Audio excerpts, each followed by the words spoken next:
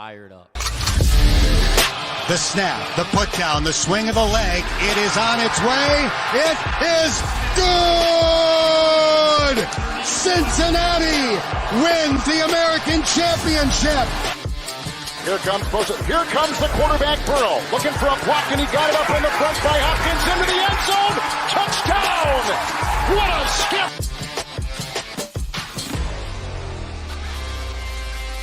As there's a drive in a deep left field by Castellanos, it will be a home run. And so that'll make it a 4-0 ball game.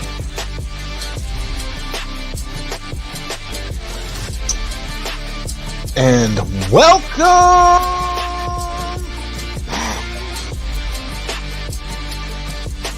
It was a little early.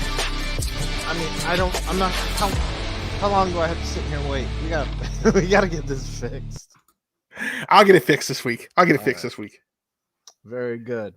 Well, Ed, it is our first show in a very long time without our cohort in crime, or quite the opposite, actually. Jeff Howell is not able to make it with us. He got called into work.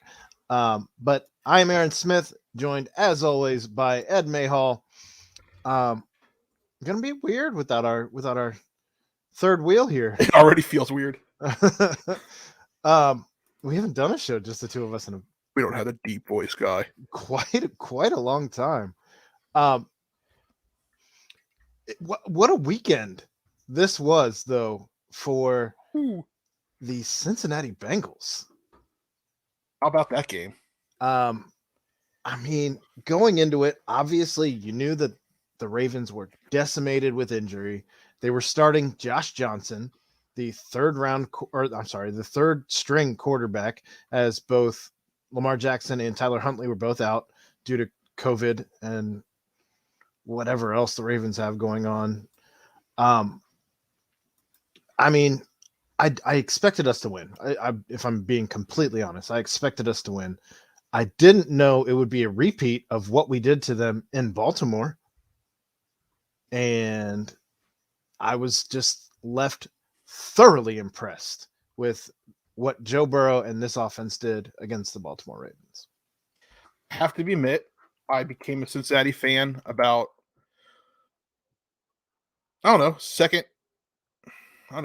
minutes into the game, when we didn't score on our first drive, and they were marching down the field pretty well in their first drive. And I was like, oh, this is how this is going to be, right? This is going to be the Jets game. All right. Okay. This is how this is going to run. Oh, you were that guy. I was that guy. I'm not going to lie. Gross. I was that guy. Gross. I was even that guy in the third quarter when we were only up by like 14. And I was like, yeah, we could still probably lose this game. Oh, man. But I was happy I was happy. Joe Burrow was not going to let Mr. Wink win on this one, and he came out with a chip on his shoulder, and it was great. So you bring that up, and there was a lot going into this game, a lot of smoke going into this game. Whew. And the Bengals were having none of it. So you bring up the DC Wink, who kind of said something along the lines of they weren't going to double team Jamar Chase the same way they did Devontae Adams, because Aaron Rodgers is a Hall of Fame quarterback. They're not ready to start measuring the jacket yet for Joe Burrow. And Devontae Adams is, again, also well respected around the league, and Jamar Chase simply wasn't something that they felt they were going to worry about. Now, that said, people had screen caps of the defense during the game where they were doubling Jamar Chase. So, okay, guy, congratulations. I don't know what you're doing out here. Like, why even make the comment? Like, it just seemed silly. And at this point, I don't know that Joe Burrow is one that you can just be out here talking all willy-nilly about and expect him either to A, not catch wind of it, and B, not care.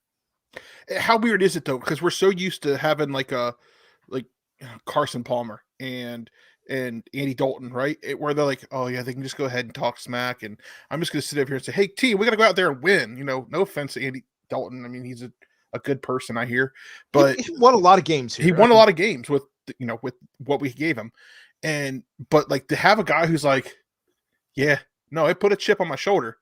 You know what I mean? And even have a coach who, I'm still not all in on him yet. I'll get there Zach eventually, Taylor. I think. Zach Taylor, exactly. Who, came in after the game.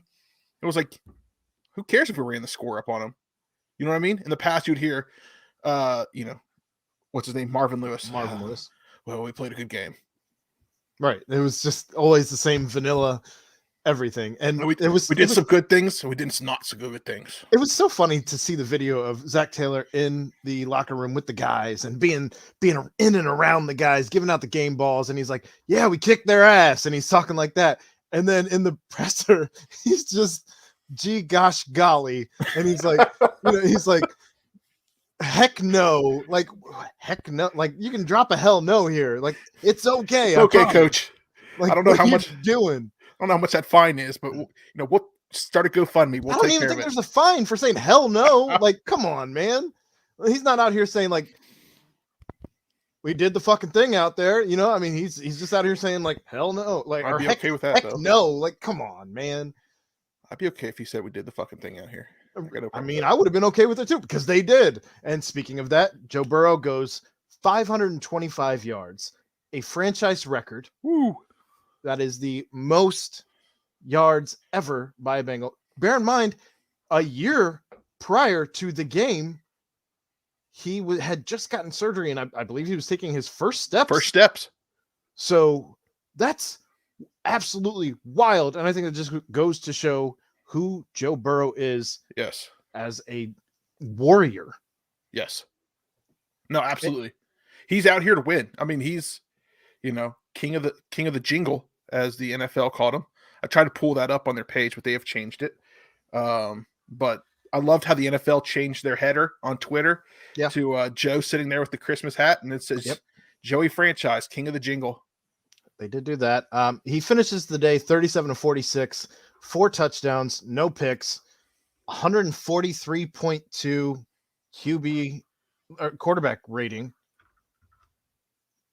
I mean, what else could you have asked for? I don't think you could have asked much more. You had T. Higgins go off. 12 touchdowns? 12 catches, 2 touchdowns, 194 yards. You had Tyler Boyd very close to that 100-yard mark with 3 catches, 85, and a touchdown of his own. Jamar Chase, 7 catches, 125 yards. I mean, this is what we expected when we saw Jamar Chase drafted by the Cincinnati Bengals in the first round this year at that 5 spot. Selfishly, and for my fantasy football team, I would have loved him to have scored the 2 touchdowns than T. Higgins. Because Mr. Travis Kelce was out, COVID protocols. But you know what? It's okay. I still squeaked out with a 30-point win, or 30 points more. So, well, and Joe Mixon carried the ball 18 times, 65 yards and a score. Also added 6 catches for 70 yards, including the last catch of the game that Jim Harbaugh was not very pleased about, as they got, I mean, it was close to another touchdown, but he is a guy who apparently did not appreciate the Bengals trying to run up the score. I don't know. And Joe Burrow after the game said, "This is the NFL. This isn't Pee Wee League high school football where you run up the score on people. This is where every play matters." And you have to keep in mind, you also have guys playing for bonuses for, different incentives for contracts the next year. Correct. So I'm not upset about any of it. And it's the NFL. Like, stop them. I was driving to Cincinnati Bell on Monday afternoon, listening to Mo and Tony. And I think Mo was just fired up about it. And I agree with all his sentiments there. Like, this is the NFL. This is supposed to be a man's league. If you're going to get butthurt over, somebody scoring an extra touchdown on you with, by the way, you've done to us multiple times throughout the years. Last year, actually, when we had Josh Allen as our quarterback and you were still throwing when you were up by like 20 or something like that. It is what it is. Brandon Allen. Josh Allen is in Buffalo. Oh yeah. Well, same guy. But they play the same. In any case, yes, I agree. You also have to consider that Jim Harbaugh ran one extra time against somebody last year where it was breaking a Pittsburgh Steelers record or something of that. Something like that. So I don't know. I mean, it's like the guy feelings hurt, then get out of the league. Well, it's like he's one of those guys who can give it, he just can't take it. Yeah, he can't take the heat, get out of the kitchen. I don't know. I'm not here for any of that. If you can't run with the big dogs, stay on the front porch. Well, and who's ever called Bill Belichick out for doing the exact same thing? No one. No one ever. So I don't know. I'm here for just a take no prisoners attitude. Just leave everything decimated and burned all the way down. We've always been, and this is something else Mo said, we've always been the team who's had that done to us. Correct. We're going to do it right back to you. Okay. Finally. We finally have the pieces in place to be able to do that. We're going to be the ones on the highlight reel this year, not the ones, not the guys getting scored on this year. So speaking of, finally having the pieces in place to do these types of things, this is the first team in NFL history to have a quarterback with 4,000 yards, 2 receivers with 1,000 yards, a running back with 1,000 yards, all under the age of 25. Crazy. Hey, that just means we got a lot to look forward to in the next coming years. Well, and everybody's under contract next year. I think the only one who may not be of the offense starters, not including the line, is I don't know off the top of my head if CJ Uzama is under contract next year or not. But all your 3 receivers and your running back and your quarterback are all under contract, all under 25, and all performing very, very well. And you love to see it. I'm here for it. I hope this is, I'm not going to say we're going to win the Super Bowl this year. Sure. No, we might get past the first round. I'm okay with that. Well, and I don't think Joe Burrow is here for any of the previous nonsense that happened here. He doesn't care, and he has a fire under him unlike anything we've ever seen before. It's just great to see that here finally. I mean, we had a little taste of it back in, was it 05 or whatever, with Chad and Chris and TJ and Carson when he got his knee taken out on him. Yeah. I think that was that could have been our year, by the way. And even the year that Andy Dalton was pacing to be the MVP and broke his thumb against the Steelers. Yep. And God, the way that season ended, that could have been a great year as well. We got killed by injuries, but this year we're, knock on wood, pretty healthy right now. You're finishing the season with Kansas City coming into town and then one last ride against the Cleveland Browns before playoffs start. And right now, Cincinnati's in the driver's seat. And it's been years since we've been in the driver's seat. 2 weeks before the end of the season and in the driver's seat. How do you feel about this Kansas City game? Like, I just think Kansas City's firing on all cylinders right now. They're Kansas City. Mm-hmm. I mean, I know we haven't heard yet if Travis is coming out of COVID protocols or not. I don't know. Could be. I think they're changing the rule to 5 days now, so he could be out now. But the CDC is. I don't know what the NFL adjusted their protocols accordingly as well. I thought I read something that they were going to talk about it this week. We'll see. A lot of, hurry up and wait. Yep, exactly. That said, I don't know. I mean, since the Chiefs made the trade for Melvin Ingram and got the linebacker that they did midseason, it's proven to be a huge dynamic move for their defense. Their defense is playing much better than it did earlier in the season. Patrick Mahomes, after the game, when they were talking to him, he said, I don't know. I heard Joe Burrow, he threw 1,000 yards, so we got to be ready. Was that Patrick Mahomes or Roy Kent?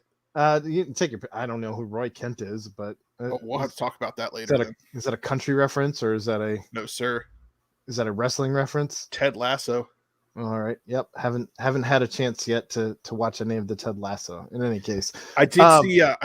I thought I saw this. Tom Pelissero tweeted 4 hours ago that the NFL and the NFLPA have agreed to modify COVID protocols in accordance with the CDC guidelines. Which makes sense. cutting the standard isolation period after a positive test for asymptomatic individuals from 10 days to 5 days, regardless of vaccination status. And that's the way it should be, man. Yeah, for sure. So we'll see. I don't know. I mean, they have clinched their spot in the playoffs. They're still playing for that number 1 seed. And if Cincinnati wins out, they very well could be in that slot for the number 1 seed. Or I believe they still potentially could get that 1 seed. I don't think I'm talking crazy here. I don't know. I mean, we always have, you said Kansas City and Cleveland, right? That's all we have left. So yeah, I don't think you're talking crazy there. Well, I'm trying to see if the schedule lines up to where that could still potentially happen. Looking I it up don't right want to see now. Cleveland go off on us like they did last time. So Kansas City's at 11-4. If Cincinnati won the next 2 games, Cincinnati, I believe, would have the tiebreaker over the Chiefs, at which point between Kansas City and Tennessee, Cincinnati still got a shot at that number 1 seed as they stand at 9-6 for a team that most people had winning 3 or 4 games. That's true. I don't know. I'm still feeling really good about the fact that they drafted Jamar Chase over a lineman because, all things considered, because the Ravens, again, were decimated by injuries this past week. But this isn't the first time that this offense has performed on this type of a level, although I think they took a step forward even against the Ravens this week. But the offensive line has been sufficient. Yeah. It hasn't been outstanding. It hasn't been great. It's been good at times. It's been above average other times, and it's been sufficient most of the season. That said, I think we all know and would all agree that, yes, there are some needs on that offensive line, particularly at center and guard. That said, I'm still okay with the pick that they made to bring Jamar Chase into this fold because, as I was saying in the offseason, most of the sacks that Joe Burrow did take last year were coverage sacks and not just him sitting in the pocket and getting slammed because somebody decimated somebody on the line. It was because there was no one open. Yeah. So I think that makes a world of difference. And Joey's like on a tear right now, 37 for 46. I mean, he only got sacked 3 times this weekend. So hopefully his body's not going to be bad for Kansas City. Interceptions. The other funny thing I saw, I was returning a gift to a Rally House today, and they had Burrow and Chase jerseys up behind the counter. Yeah. I was very close to buying a Burrow jersey. I got a Burrow jersey for Christmas, but I got to color? send it back black, but I got to send it back to Nike because there was whatever happened in the production of the jersey, the white stitched letter or number on the front is just like covered in like black tar. Oh, that ain't good. Stuff. No. So I gotta get that back to them. How'd that pass QC? I have no clue. But people were buying those jerseys up. I was sitting there. I stood there for a good 15, 20 minutes returning this item, and people were just, let me get a large, let me get a medium. Can't return it right now because it's sold out at Nike. Oh, that's fair. They had a bunch. They had a bunch at Rally House, but gonna end up with a credit, sending it back for a credit until the damn thing comes back in stock. But people were not batting an eye at $120, and I thought about it. I believe the difference this with the Nike jerseys as opposed to the old Reebok jerseys is the 120 are for the printed, but the 100 these are stitched. It's 150, I think, for the stitched. Ooh, so it's not a huge difference as it used to be. $100 for the printed, $200 for like $220 or something for the stitched. So I'm gonna be that guy who finds one off of China. Oh my God, get out of here! I hope one day they come knocking on your door. You know what else they had there? I thought was pretty interesting. They still had Ocho Cinco jerseys. And Lance Stevenson jerseys. Throwbacks, I guess. I don't know about the Lance like UC or Lance. Yeah, they were red. Yeah, red and black. All right, it's interesting to me. So I don't know. I mean, it's just it feels good finally. Oh, it does. Have this team playing to levels that I think when we even did our prediction at the beginning of the season, I think I put them at 7 or 8 wins, and obviously they've already surpassed that. I I wasn't ready to put him over the 500 hump. I don't believe it.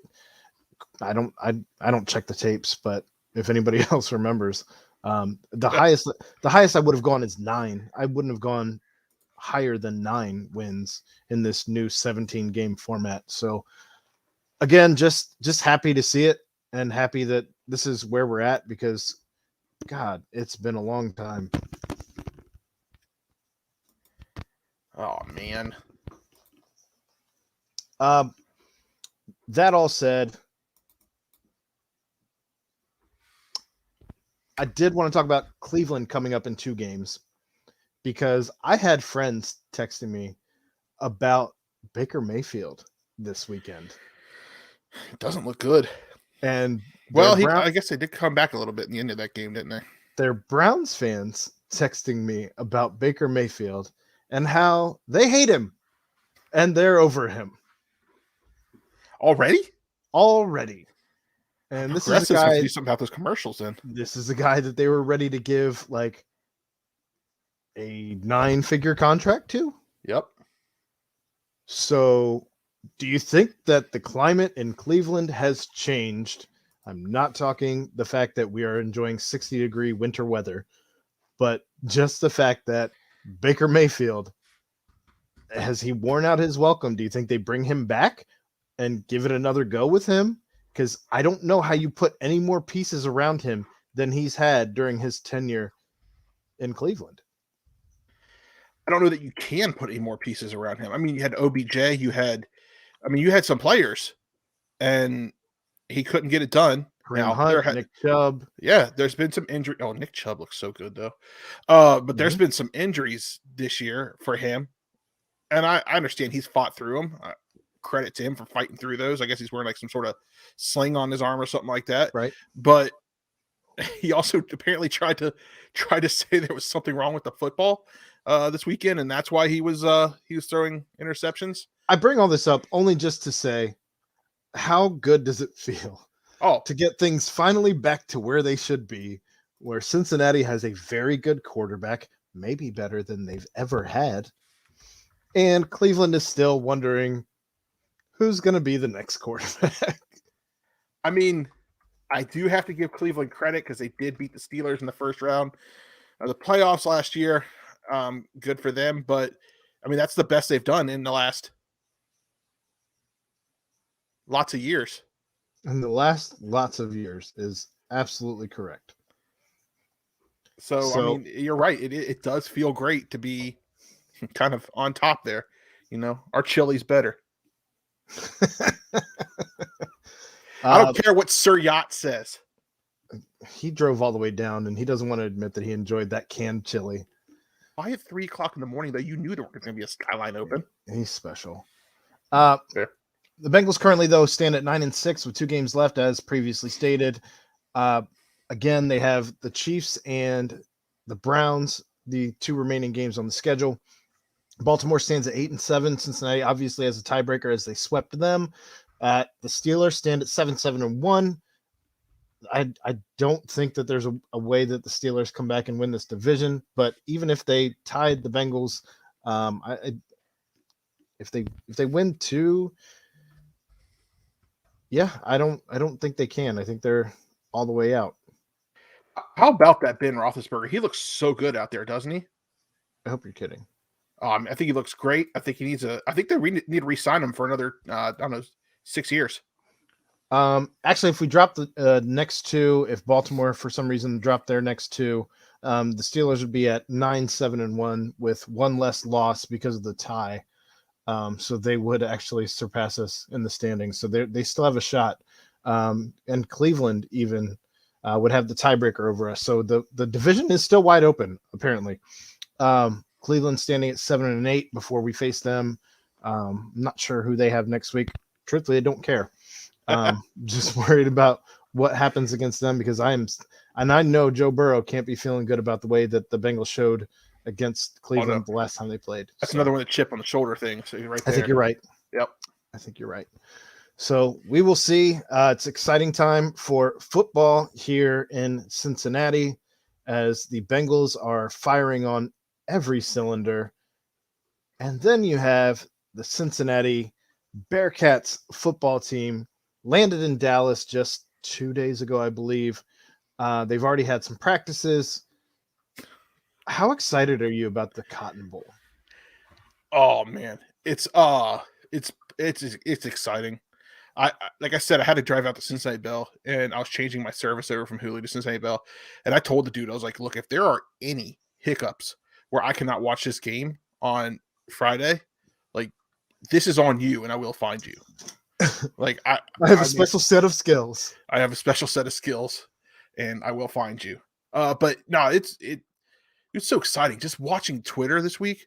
Like I got excited about buses being wrapped in Texas with our wrap on it. Like I got excited about just seeing guys get off the plane. Like I'm like, this is crazy.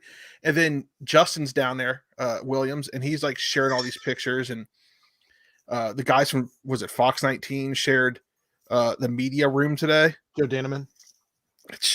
That thing looks awesome. Speaking of, can't wait to get in there because I do have credentials to the game. If you do not FaceTime me, I got this iPhone for a reason.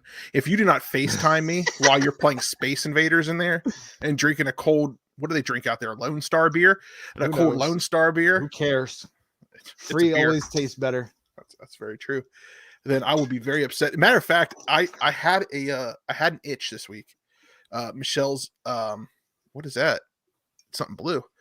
That's the Sam Adams cold snap. Well, that sounds pretty good, actually. Michelle's aunt lives in Dallas, actually, I think. Or right outside of Dallas, one of those two. And she texted her this weekend and said, "Are you guys coming down for the game?" And I said, "Funny. No." She goes, "Well, if you guys decide to come down, you have a place to stay." And I'm like, "Wait a minute. Huh?" And then I started seeing some of the prices people are selling for on Twitter. And I'm like, wait a minute, this is a thought. And then I remembered I didn't want to drive that far. Yeah, it's only 14 hours, which is not crazy. I'm leaving tomorrow night around midnight, driving down with my mom and her boyfriend. So should be getting in right in the early afternoon or so. You ever been to Texas? I have been into Texas. On the ground in Texas one time ever, and that was in the airport. You flew into Fort Worth? On my way to Mexico, and then on my way back home from Mexico. Michelle and I did a trip from Galveston to San Antonio to Dallas. It was like our first anniversary or something like that. And Texas is pretty cool. Hey, get the barbecue though. Yeah, I don't care. And don't be like that. And don't be like me and get like chicken and think it's barbecue. Get like brisket. If I can just have all of my meals taken care of by the Cotton Bowl, I think I'm going to do that. Oh, well, that's fair too. Hopefully they'll serve you some brisket. I've looked on my app to see what the hospitality hours are, and as long as I'll probably have to eat some places because we're not leaving until the 2nd. We're not coming back until the 2nd. But just looking at some of the hours that they have open for the hospitality for the media, the credentialed media, I should be good to go. All right, I'm here for that. Rub some elbows with maybe some people who are way more important than me in the media world and see about Chad and Justin will be there. Yes, landing some podcast guests for anything across this entire umbrella of BCJ as it makes sense. Obviously, we do more of the laughing and asking people about God knows what, as opposed to like, kind of the stuffy X's and O's as traditional podcasts like the BCJ, or even at times my good buddy Brent Young, as I think sometimes he may scoff at some of the questions that I ask. I thought Brent's jokes last week were great. I loved them. I listened to this week's, but I didn't get to watch it live like I did last week. Some of Brent's jokes off the air might be better than his jokes on the air, but I'm just saying, open invitation to Brent whenever he wants to come on the show. I'll let him know that the self-proclaimed best producer in America, or at least the city, rather. Yeah, let's just say the city. Yeah, I'm coming for that belt, though, man. Some of us are running more than one pod. I got a new job I got to focus on for a little bit, so you might be able to pull ahead of me there. Gonna have to take that belt and shine it up for you until you're ready to come back for it. Speaking of belt, I got cobwebs coming off that flag football belt in the rafter. So yeah, the Cotton Bowl should be fun. Do you take any? What were your thoughts this week when you saw? We'll start here. We'll start with the one that I think you're probably more excited to talk about, and the one that I'm sure you know about, as opposed to the one that I'm not so sure you know about. Jerome Ford, who doesn't talk a whole lot, especially with the media, and he wanted to make sure that the media knew that he is basically doesn't want to be referred to any longer as the Alabama transfer, but he wants to be referred to simply as a Cincinnati Bearcat because he's a Cincinnati Bearcat. He's played way more snaps, way more time on the field as a Cincinnati Bearcat. He's done basically his entire career, collegiate career anyway. All the stats are going to be Bearcat stats, not Alabama stats. No, I mad respect to him for saying that too, right? Because I mean, it's been the narrative since he got here, right? This is every game, every televised game. This is the one that Fickle got from Alabama. This is, this, that. He's lived up to his name. Like it was almost like on the broadcast, they'd say Alabama transfer, like it was part of his name. Almost every single Alabama time, transfer Jerome Ford. He legally got it changed that way. Like, how Chad Johnson went to Chad Ochocinco. He literally went to Alabama transfer Jerome Ford. Not by any choice of his own, clearly. No, somebody signed for him. Somebody notarized that shit. But no, I mean, respect. I mean, he's out here like, yeah, okay, so that was my old team. That's not my team now. I'm a Bearcat. I'm here. I don't care about that other team anymore. Like, I'm a Bearcat. I loved it. I had no problem with it. Yeah, I mean, I don't know. You see a guy like that who, again, soft-spoken Jerome Ford, and all of a sudden he has a voice, and he's making sure that it is heard. And not gonna go to that view. I was just happy to see that Jerome Ford was out there making it known, like, stop it. I don't want it anymore. Ed. Yeah. Did you really ask for permission to let me in? Well, I didn't know if you were texting him like, hey, give me a minute before you let me in. I didn't know what's going on. I had to go talk to Kelsey real quick for a second. That's why I was away from my chair. I had actually been here for like 4 minutes and you guys just didn't see me. No, I saw you. Oh, okay. But he didn't say anything. Usually, I don't have the same allowances here that I do with you, Chad. Where now I know how to change it. Now I know how to change it. I did tell him about the members thing and all of that, but anyway. So I know we've talked about it several times on the different forums that we have, Chad. Anything else to add on the Jerome Ford thing? Well, I think if you're a member of Bearcat Journal, you've seen me do multiple interviews with Jerome where he's been really good. But, I think in that setting, when like a press conference setting is when he's kind of closed up, when he's like kind of tightened it up and given short answers. I think that was pretty clearly something that's bothered him all year and probably into last year because his name is never said without Alabama transfer tied to it. Ed was saying, I don't know if you heard this while you were in the lobby or not, but Ed said it was almost as if he Chad Ochocinco'd it and had it legally transferred to Alabama transfer Jerome Ford. Instead of Mr. Jerome Ford, it was legally, his surname was Alabama transfer Jerome Ford, which, yeah, that gets annoying. Like, what? I get it calling him that once or it's sticking for a little bit, but that's the only descriptor that was ever used for a kid that was one of the best running backs in NCAA football this year. And it was used. Let's be honest. It was used to invalidate Cincinnati. Correct. It was used to, Cincinnati in part because of this transfer from the promised land. Like, fuck off. So, and Jerome kind of had that, that energy, that vibe to him that look, man, I'm more than that. I'm a Cincinnati Bearcat. And Tiger's really upset about it too. He is. I can tell. Yeah. Call the man his name, Jerome Ford, Cincinnati Bearcat. So the second thing I wanted to ask you about, Ed, is the fact that, again, I don't know if you know about this or not, but Alabama, and especially I messed this up last night too. Is it Will Anderson? Is it William? No, it's not Will Anderson. Who's their star? That's Will Anderson. Yeah. Okay. Will Anderson. Is saying that they're the underdog in this game, even though they're 13.5-point favorites, even though they're the number 1 seed in all of the college football playoff, even though they took out Georgia, who was everyone's head and shoulders above the rest team to beat this year. And yet they're the underdog, full of 4 and 5 stars and players who apparently have never been given a chance, like Bryce Young, who has been disrespected his entire career, even though he was the number 2 prospect in the country when he was being recruited and was the number 1 quarterback in all the land. This is like when Xavier fans are always saying, well, your Final Fours were 10, 15 years ago. It's like, look at me. Don't quit talking about this other team. Look at me. You should put all the attention on me. I go to Alabama. Put the attention on me. They're just upset. They're upset they're not getting the attention. They're upset that, people are actually talking about the Cincinnati Bearcats. They're actually talking about how the Cincinnati Bearcats could possibly, take them.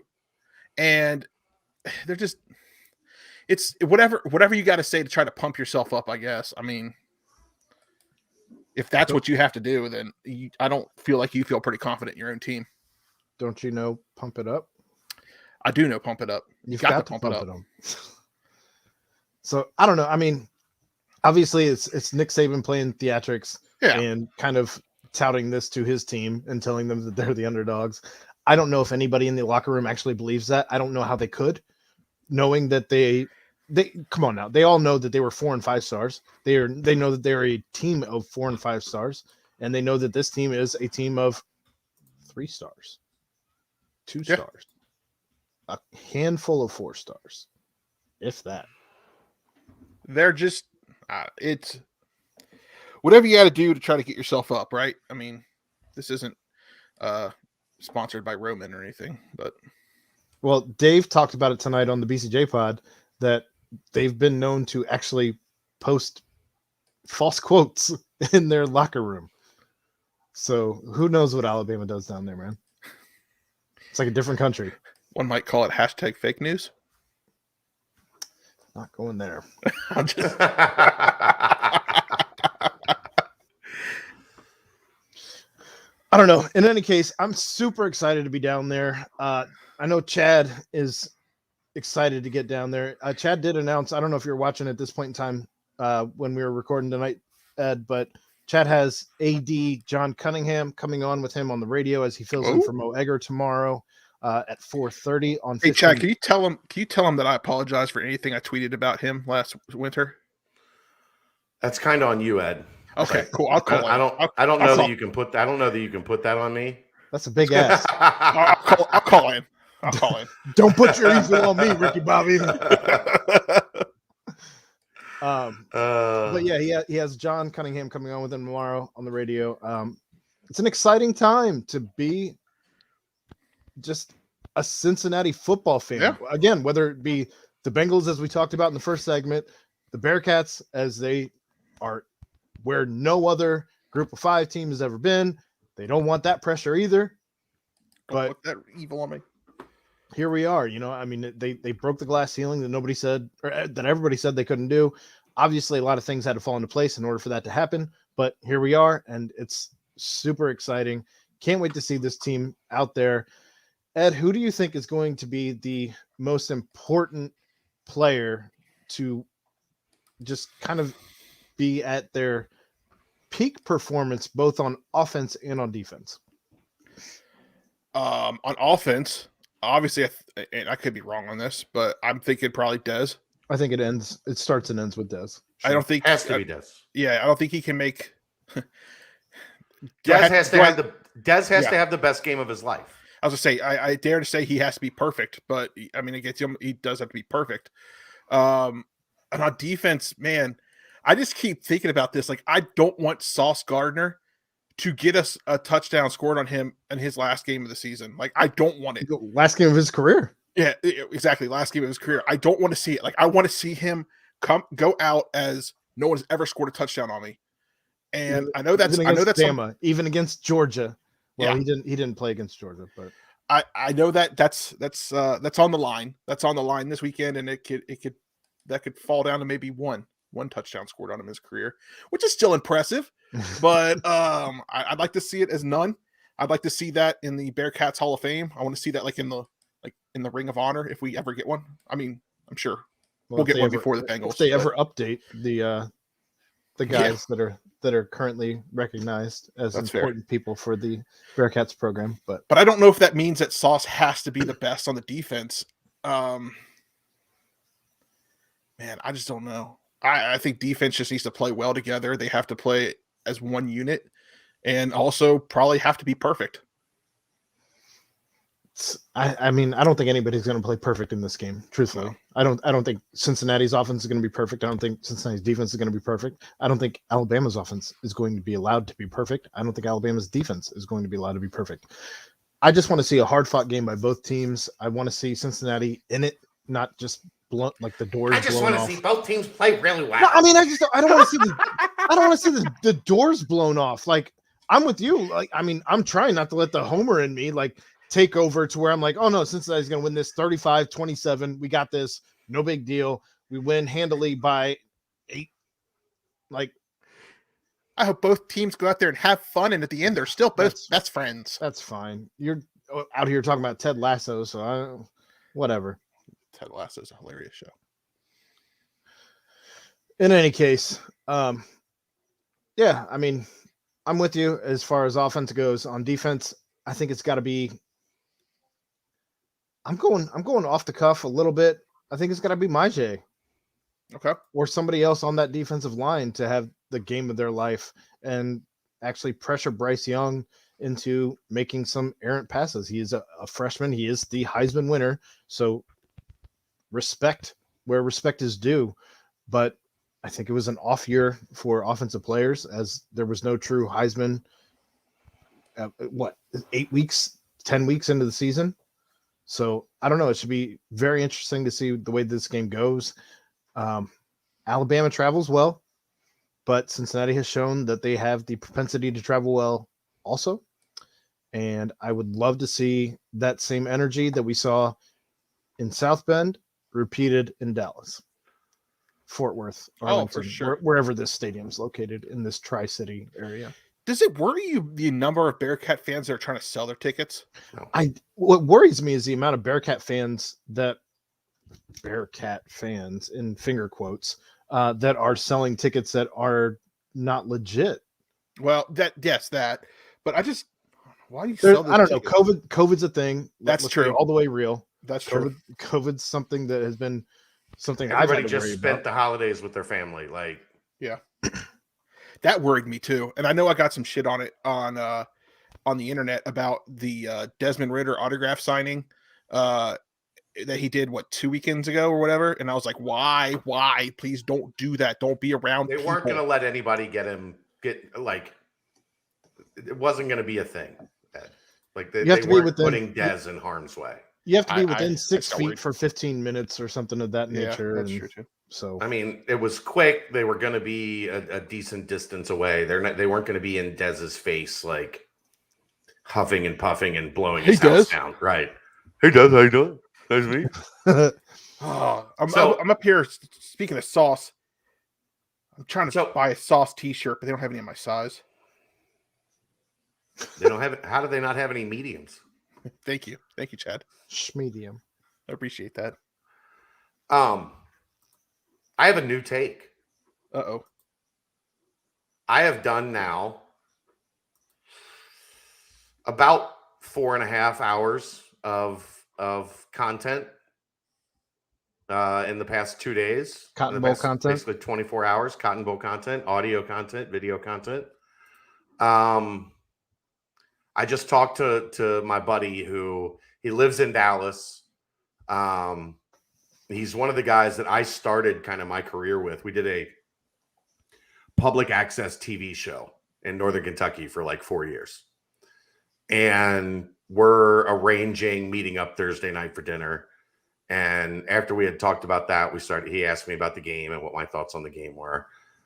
And we started talking, and he made, and this is why I love this guy and why he's now an IT guy for a really large real estate firm in Dallas. But he said, you know what this Cincinnati team kind of reminds me of? The Mighty Ducks. Quack. Quack. The little Butler Giants? team. The Butler team that made 2 national championship games. That was wild, especially but being a Wright State student when Butler was making that run and Butler being our rival. But here was kind of the correlation. Yes, that Butler team was a mid-major, as it's called. It's called G5. But when you look back, that Butler team had legit NBA talent. Like, that wasn't a fluke. Shelvin Mack and Gordon Hayward, they had another guy that played in the NBA for a couple of years as well. That, of the 5 guys that were on the court for Butler, 3 of them were legit NBA guys, and 2 of them, Mack and Hayward, had really nice, really long-lasting NBA careers. Hayward's still playing. Kind of similar to Corey Blunt and Nick Van Exel. Mm-hmm. And this Cincinnati team is kind of that. They have this label that they don't belong.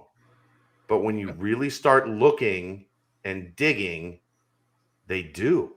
There's at least minimum 8 guys on this team that are going to be drafted. I think potentially up to 10. Well, I think you're still selling it short because we don't know what the future holds for what else is on this roster. Okay, but I'm talking in the now. This next draft, correct? Yeah, I'm talking in the now. Correct. We know there's 8 guys that are there's 6 of them that have already been invited to the Senior Bowl, probably 2 more that are going to go as well. Up to 10 guys on this roster that are going to get drafted or be one of the first players off the board when teams start dealing with free agency when you get back in that 8, 9, 10 range. Those teams didn't lose in the Final Four, remember? Those teams played for a national championship, 2 of them. Okay. 2 of those Butler teams played for a national championship. Mm-hmm. They were not fraudulent. They were not the cute Cinderella sleeper that George Washington and VCU and those teams that made runs, but they didn't have NBA, legit staying power NBA talent. You get what I'm saying? It's just weird to hear you say George Washington in a normal voice. It was a George Mason, or I think it was George Mason. I think it was George Mason. Whatever. You get my point. George Washington. Good day, sir. Good day. I say to you, good day. I just hope that either one of these 2 things happens so that you get to continue with that accent, that Brian Kelly ends up in New England at some point in time while we're still covering sports. Somebody was like, if Brian Kelly goes to New England, he's going to have a Southie accent like Ben Affleck. And I was like, it's a bit, man. I don't know what to tell you. It's a bit. My Boston, I drive my car to the yard. My Boston accent isn't as strong as my Old English accent. Well, so we went Old English. He's hopping off the plane. Well, as we pointed out, he's hopping off either the Nina, the Pinto, or the Santa Maria, right? with a powdered wig on, right? Just announcing Brian Kelly is here. Yeah. All of a sudden, he's Brian Kelly the Fourth. Much like the Boston Tea Party. And like my daddy taught him, his daddy's daddy taught him. So I either want that to happen, or I want George Washington III to play UC, so we're able to at least revisit that. Or they just recruit somebody that's a third. I don't know. It's got to be like a presidential name. Yeah.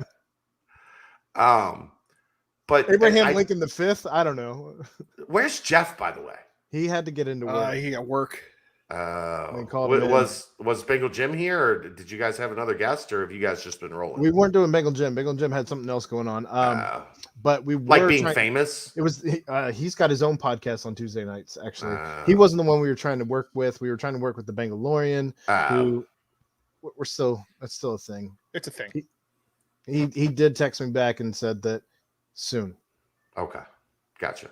I'm sorry, you guys were. I was on the phone with my buddy. For We like did 20, well. 30 We minutes didn't thinking, expect to do well with just the two of us, but That's what I think happens we- when Ed watches games. we thank you.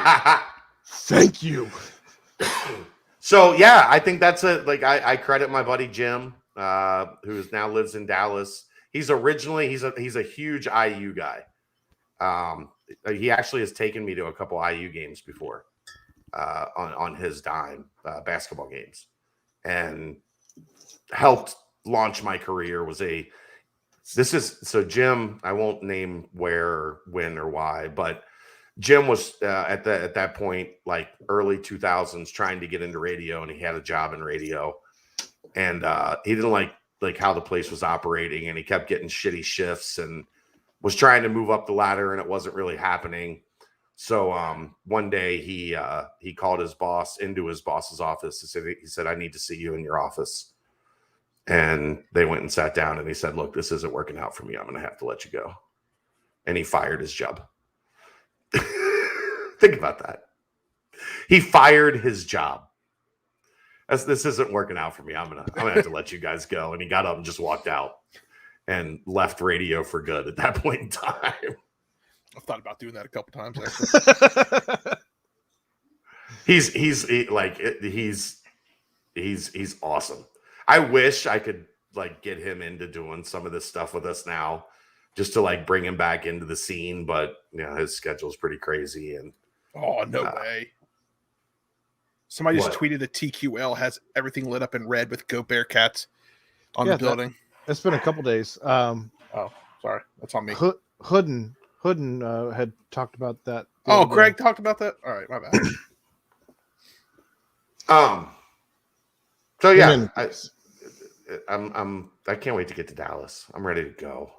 So, well, you were making the point that this team was related to Butler, and that was there anything more that they just have it, essentially, is what you're saying. Well, they are prepared to compete with the big boys, even though they're not supposed to be. No. That was the point I made.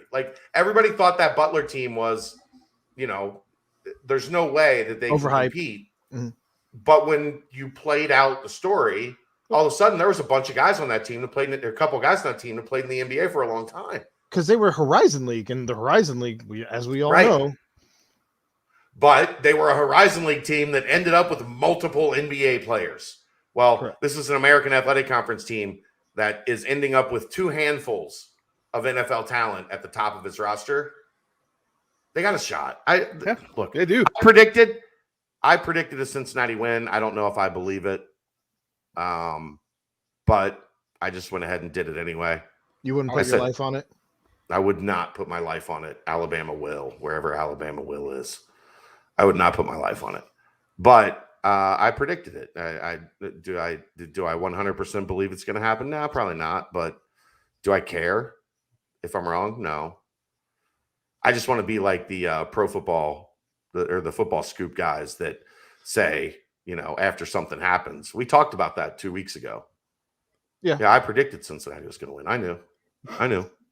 The only national person that I know of that predicted Cincinnati was going to win, or at least get to the national the playoffs, is I think what's his face down there in Indy? I can't think of his name right now. McAfee. Yep. If we win this game, I'm going to party my ass off like I'm in my 20s, and I'm going to be hungover don't do that. the next day until the afternoon. But if we lose this game, I'm going to be sour for about an hour, and I'm going to bask in the fact that they did something that's never been done. And they did it while I had access like I've never had, and I got to be a part of it. And I just hope that everybody is able to kind of find their own way to do the same. I am going to. Now, I tweeted earlier this year that I have never shotgun a beer. So when the Bearcats win, I will shotgun a beer. If the Bearcats lose, I will probably take a couple shots of Jaeger. Do like Aaron said, be sour about it for a little bit. But then remembered how much of a great ride this was. How fun this season was. I can't believe how much I've let you down as a friend. shotgunning beers. Yeah. You only invited me up to to Wright State a couple times. You puked. I never puked. Your wife puked. That was the wife. I don't know. I was drunk. We were watching something weird Somebody on TV. puked. Anyway, I drank that whole 6-pack. any last words on the Cotton Bowl then, Ed, before we head down to Dallas? Just enjoy it. Just when you sit down to watch this game at 3:30 on Friday, just enjoy it. Don't get all mad. Don't get all upset if they score in the first drive. Just enjoy it. Just Don't be a Cincinnati fan the way that you were with the Bengals. Don't be like I was on Sunday, all right? Just enjoy it. If it comes down to a last-minute field goal again like it did against Georgia, just enjoy it. It sounds like Cincinnati's got their kicker back. Cole Smith sounds like he's Is back. he kicking again? He's been back at practice. He had been out for a while. He had not been actively participating in practice. Now he's doing that. So we'll see. Chad, you can't tweet during the show. So I'm trying to publish a podcast, Ed. Like, you realize I'm the busiest man in Cincinnati sports media right now. I know you yet are. here he is with us. Why? Because he loves us. I do. Meanwhile, But I got a Mo's podcast to produce. I got a radio show to get ready for tomorrow. So is Mo down there already? yeah. So Or he's if not, he gets down there tomorrow. But Jim just said one way or the Jim other. said he was leaving today, so I'd imagine Yeah, I they'd be would've- on flights together. No, So he's Jim just- said he was taking a commercial flight. So because he was worried about the flight being canceled. Bearcat Air. Is Mo taking a PJ? I think there was a secondary flight for staff that went down that goes down tomorrow. Nice. So you're saying he's probably chilling in the hospitality room right now, playing Space Invaders, eating brisket. Dude, that I've already called a meeting with upper management at BCJ Media to discuss the decision not to go to Dallas a couple days early because holy shit. That looks amazing. And that was when we realized we fucked up. We fucked up. We fucked up. We should have been there 2 days, Like at least yesterday. a week ago. Yeah. I think you couldn't get in until yesterday, but still. Yeah, Cherry World. So, in any case, I think this is going to be the part of the show that Chad loves and hates at the same time. He loves it because he doesn't have to talk Bearcats exclusively. He hates it because he hates superlatives. But this is a little bit different than Brent's superlatives. I promise you that. This is PTP right. superlatives. We're going to do things a little bit different. All right. So, what I want to start with is the one thing that we probably want to talk about and then move on. Okay. Best moment of 2021 for the Cincinnati Reds. Oh, okay. So I'll start. I thought about this when you sent the message today, and I keep send it to me. Like this is okay. Okay, sorry. Ed put it in the wrong. He put it in the wrong. He's got an iPhone now, so he put it in the wrong group. You sent the message, not He's me. Still learning. You asked what we wanted to talk about. It was on the Twitter. It was on Twitter. You asked on the Twitter one. Yeah.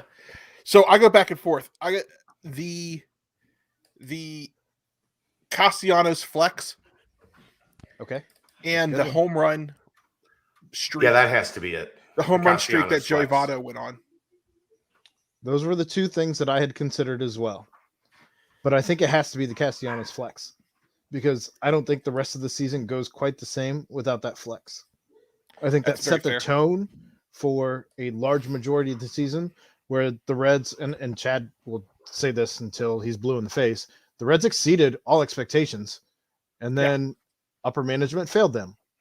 Pitching. Upper management failed them long before they exceeded all expectations. They did this despite upper management. What Yeah, they the did one- this season, the whole season, they did despite upper management. The And they one made good some thing decent upper moves. management- What's that? The one good thing upper management did this year in 2021 was not re-sign Bauer. Well, in retrospect, sure. Yeah. That doesn't necessarily happen if he's not in California either. That's okay. That's fair.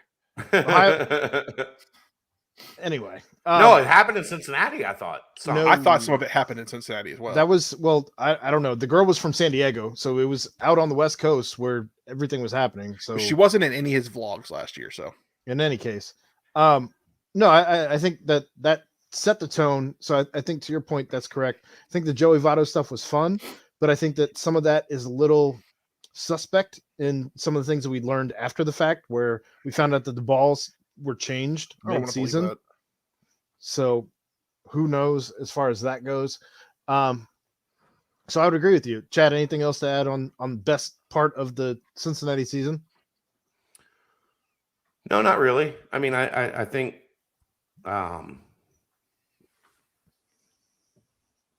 The no-hitter by Wade Miley is probably a runner-up moment. That was fun. yeah, that's up there. There were a couple Stevenson moments. You know, a couple India of moments. huge hits from Stevenson that were instrumental. I think like there wasn't one specific moment, I don't think, but the arrival of Jonathan India as a That was guy fun. we're going to be talking about for a long time here was really cool. Can you imagine what his stats would have been if he wasn't injured for like the Right. vast majority of the second half of the season? Right. So, I mean, the Castellanos one has to be it, but there wasn't really anything else like, you know, like Amir Garrett trying to fight the entire Pittsburgh Pirates or Yasiel Puig squared up with like All of 50 them. Pirates ready to come at him. It looked like a 1917 like World War I With Tucker Barnhart dangling on his ankle. right? Like there wasn't anything like that. I don't know. How about Joey Votto's like when he got the seventh, was it seven? The seventh home run in seven straight games or whatever. Yeah. Him standing there at the plate, kind of watching that one fly was pretty dope because is he really going to be at that level for another year? I hope so. I hope so, Ed. I'm right there with you on We that. all do. But like, you know, So I know Aaron hasn't watched it, and I don't know if you've watched it, Chad, or not. But Ted Lasso on Apple TV. I haven't had a chance, man. Like, So there's a point where there's this gentleman named I want to. There's this guy named Roy Kent, which is what everybody can like when he was talking about I want to be Jamie Tart. People were saying that Joey Votto was Roy Kent, and in the show when Roy Kent basically comes off the field for his last game, like in my head I'm going, this is how I'm gonna feel when Joey Votto comes off the field for his last game. Like, as long as you're not like an idiot, you're gonna be really sad when Joey Votto plays his last baseball game because that dude has been not only so good on the field, but his second act is like a personality in this town. Oh yeah, that in his first act never seemed possible.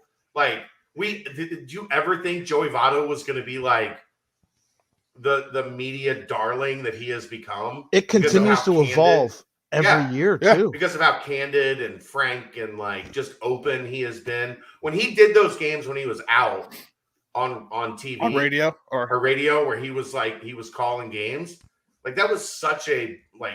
That dude could be the best broadcaster in the business ever if he really wanted to do that when his career's done. I don't know that he'll want to open himself up to that. He wants to be a bus driver. Yeah.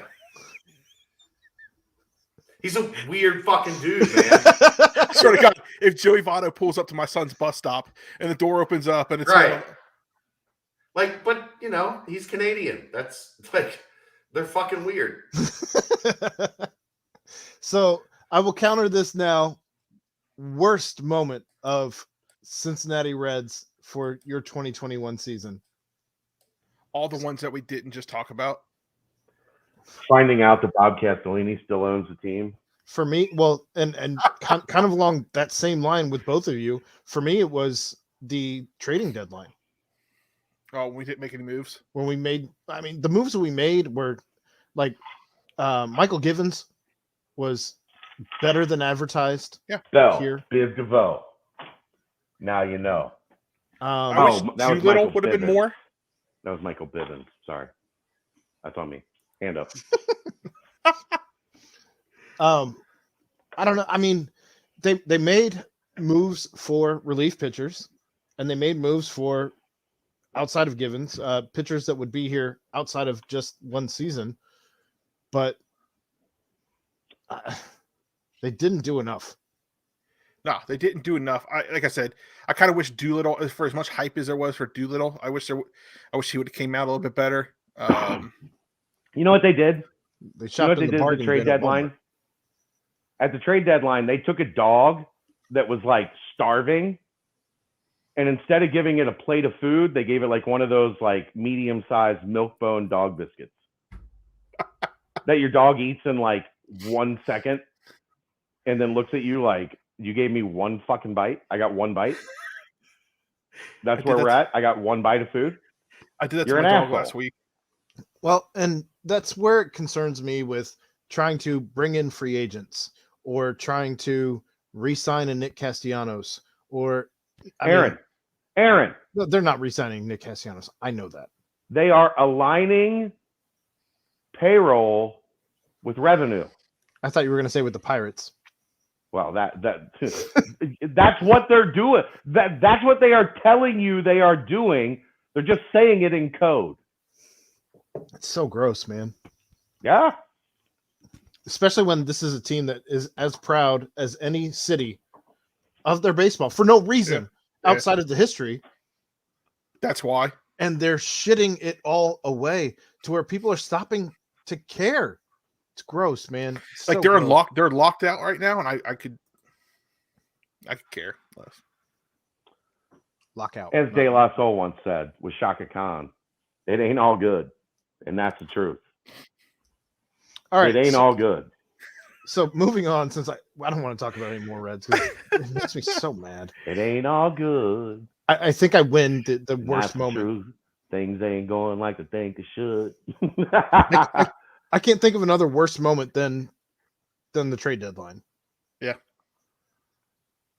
I mean, how about like shitting completely down your leg the last 2 weeks of the season? But again, like to your point earlier about Jonathan India, there wasn't like a moment.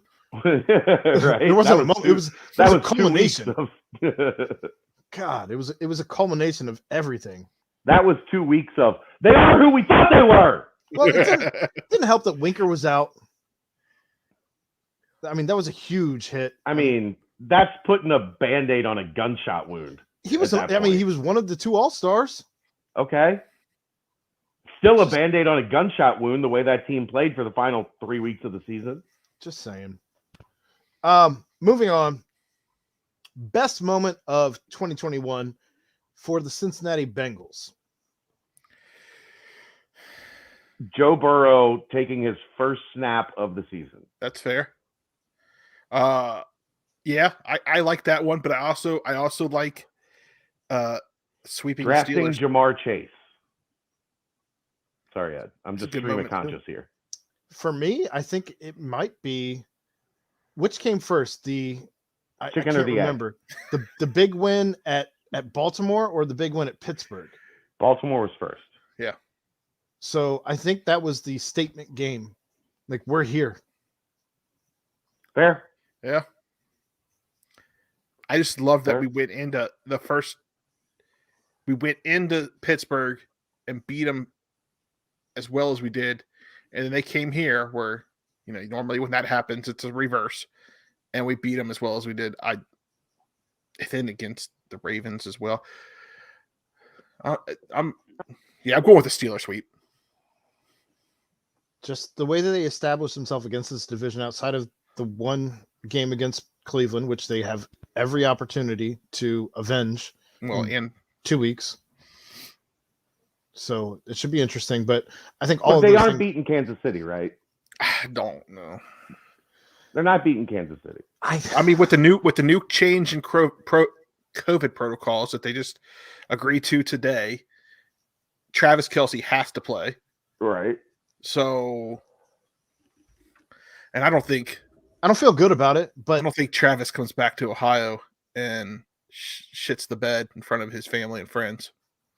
well, we've also seen this Bengals offense come all the way alive. We're coming off a week where Joe Burrow set the franchise record for yards. Sure. And we've seen not since the Melvin Ingram trade, as I brought up before you joined the show, Chad, but not since the Melvin Ingram trade have the Chiefs shit the bed on defense. They've been very, very good on defense since Melvin Ingram was traded for the Chiefs defense. And we've seen before that trade, the Chiefs defense not be fantastic. Right. I know that one player can make a huge difference, especially when it's at the core, that linebacking core, and is the more or less the quarterback of your defense.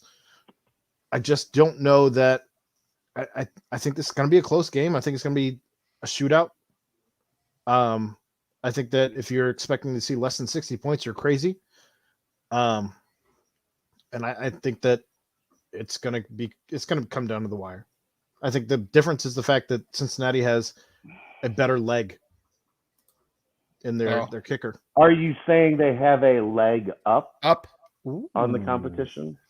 I'm going to say they win. I'm going to say they win by, and I say this because I can't give the Kansas City Chiefs this one because my brother-in-law is from Kansas City and he's a huge Chiefs fan, and he has half my nieces and nephews dressing in Kansas City gear, even though my sister is a huge Bengals fan. She's just, I think, quit caring because she keeps popping out kids left and right. Jesus. And they got 4. It's so yeah, I'm gonna say they win, and I think it's less than 3. Bengals win. I'll take it. They're playing for the division. Worst moment. Here's my concern. Jets. No, this is a team that what has happened after they beat the snot out of the Ravens, after they beat the snot out of the Steelers, after they beat the snot out of the Ravens again. Oh, they shit the bed. They have folded. Yeah. Have they learned from that? That's what this is about. Correct. Have they learned how to handle success? Because they've handled defeat fairly well. Have they learned how to handle success? To this point, the answer is an astounding no. I get so, we'll see.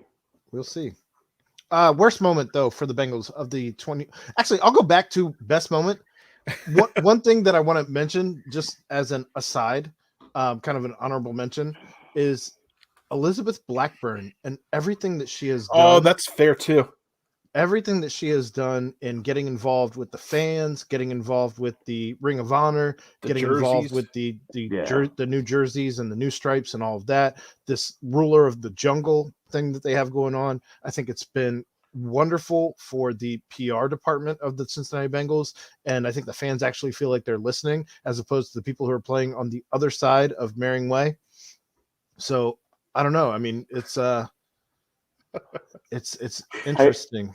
I heard an interview with her and Dan Horde that was phenomenal and gave like a real kind of insight into her and who she is. She went away to college. She went away to Cornell where her grandpa went to school, and kind of tried to like blaze her own path where nobody knew who she was. Yeah. To see if she wanted to come back to Cincinnati, because I think like she made it pretty clear that like she wasn't sure if this is like what she wanted to do. Getting in the family business was like, you know, the right path, the right direction. And then like as she did it, she started to realize like, yeah, there's a place for me in Cincinnati to like take this thing to a different level. And she has. And she absolutely has. Absolutely. Like, think about being like a super fan, right? Yeah. We've had him on the show. Right. And think about how many teams run away from that really don't want to have anything to do with Kansas City.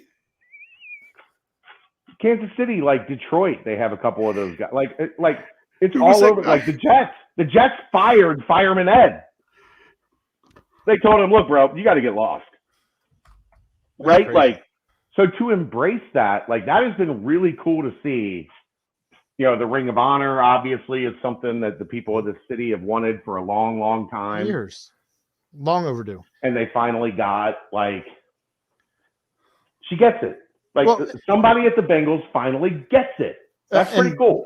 One of one of the things they've knocked the stadium, even as people have visited the stadium, when it was first built, they heralded it as an architectural beauty.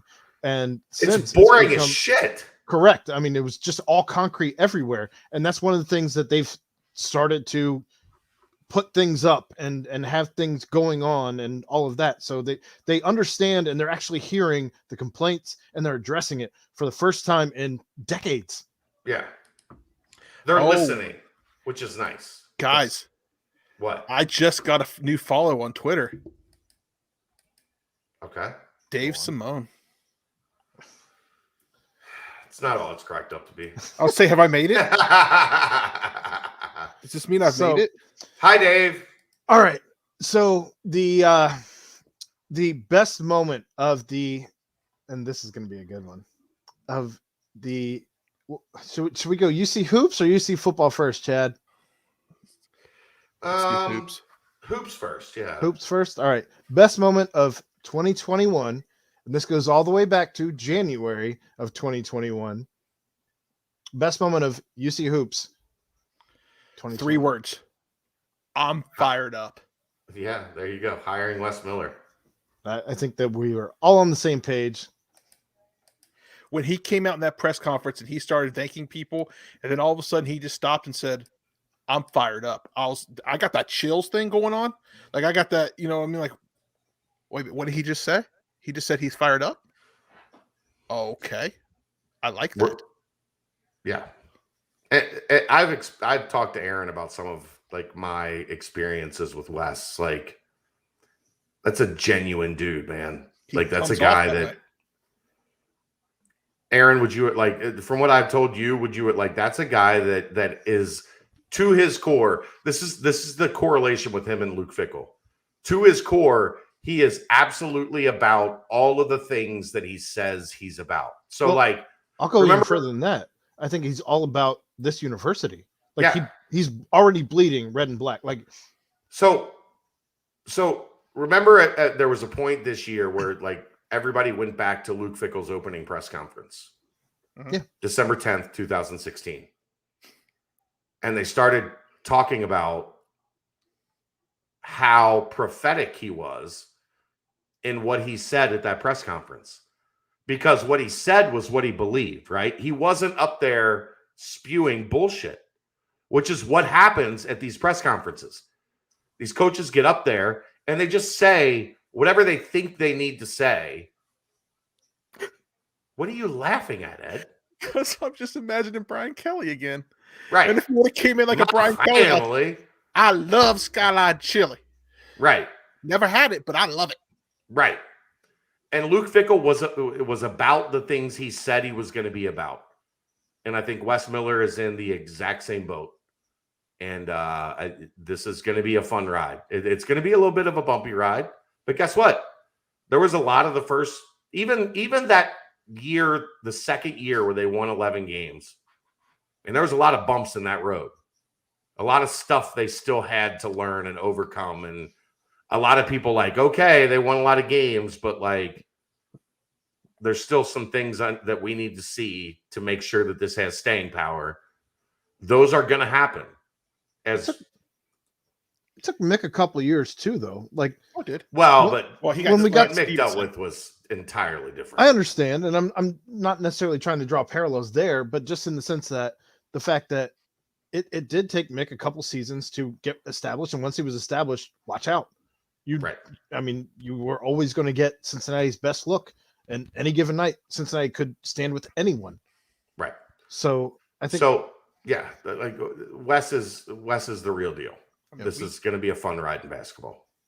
Deflections. So the worst moment. Real quick, can I follow up with a second best? Sure, go ahead. Second best actually has nothing to do with the Bearcats' actual season.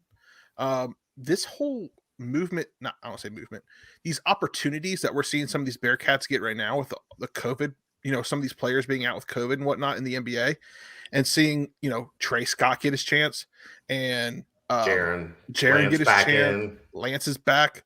I mean, just watching more. Mm-hmm. I don't know if you guys caught Dave tweeted it. That pass that Jaron made last night. Nasty. That was a nasty bounce pass. Beautiful. And they talked about him the whole time. I mean, he only came in, 5 minutes or something? But they talked about him the minute he came in. Cincinnati. He played great at Cincinnati. Well, I mean, I love that these guys are getting their chance. I think it's my second favorite part of the UC basketball season. I haven't had a Do I look chance like yet. a tomato in this setup? No, you're good. No. Okay. I haven't had a chance yet to see the there was a video that was tweeted out while we've been recording in one of these two podcasts that I've been doing tonight. But Kevin Love apparently had some great words to say about Trey Scott. So That's I'm good. looking forward to listening to that video and seeing what Trey's the ultimate teammate. Like, if you know anything about Trey, and Mick said this like many times, like if Trey wanted to be a politician, he could pick a city and go win election for office. Like, people are just automatically drawn to Trey. So I'm so happy for that dude. same. I could probably get him for this podcast if you guys want. Oh, that would be amazing. Yes. I mean, he's a little busy right now, but Whenever, Yeah, man. well, obviously. Here's We'll the make tweet right here. we'll make the time. So worst moment of 2021 for UC hoops.